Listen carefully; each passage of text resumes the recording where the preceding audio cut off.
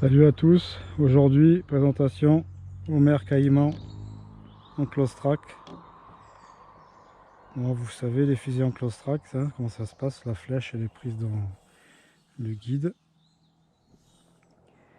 Le mécanisme du Caïman c'est inox, largue-fil inox, double longueur de nylon d'anti-spear fishing, mouliné Homer Match.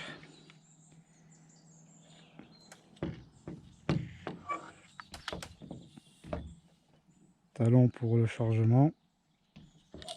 Il faut y mettre une accroche ou un morceau de corde qu'on va faire un nœud en rond pour pouvoir mettre à la bouée, on sait jamais s'il y a du gros poisson. Bon, lui il est monté en double 14 brown de chez Homer aussi, flèche ardillon sur le dessus, pointe de crayon, petit o-ring pour bloquer la flèche, l'ardillon, aluminium, un peu os de sèche. Il est en 105 celui-là. Moi à l'époque je l'ai eu en 95. 105 c'est un peu grand moi je trouve. Et un peu lourd quand même. Par contre, tir précis, assez puissant. Très précis. Il y en a qui vont dire ouais, que le guide flèche intégral dans close track, si tu tords la flèche, mais bon, en presque 20 ans de chasse, j'ai dû tordre 2 fois des flèches, 2 ou 3 fois, et c'était vraiment juste à la pointe que ça s'était tordu ici. Jamais j'ai une flèche qui s'est tordue ici. Pour qu'une flèche se torde sur ça, là, il faut que ça soit sur un gros poisson, une céréole qui va faire 20-30 kg, que si vous ne l'avez pas tué, quand elle va se débattre, elle va vous tordre la flèche. Sinon, voilà, c'est pas... Alors je vous disais, en 95 je l'ai eu. Franchement, il fait partie des fusils que j'ai regretté de me séparer, quoi. Regretter, c'était un grand mot, quoi. Parce que franchement, tir de précision, c'était super bien.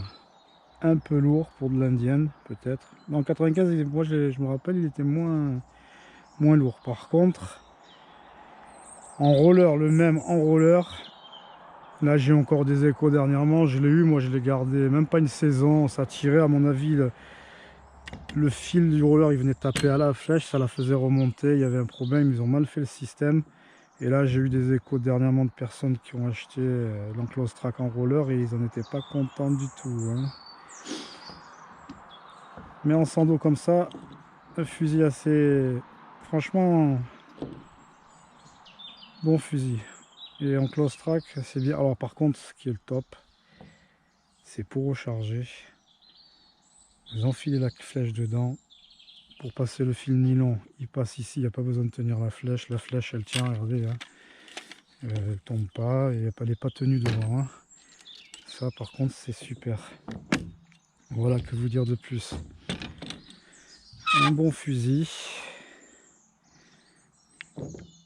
Je vais avoir d'autres présentations. Ah ouais, j'ai oublié, on est en confinement, en reconfinement, alors ça fait qu'on peut pas aller à la mer. Bon, je vais essayer de vous présenter un peu des trucs de matériel en attendant. Bon, à plus à tous, abonnez-vous, partagez, likez, ciao ciao à tous.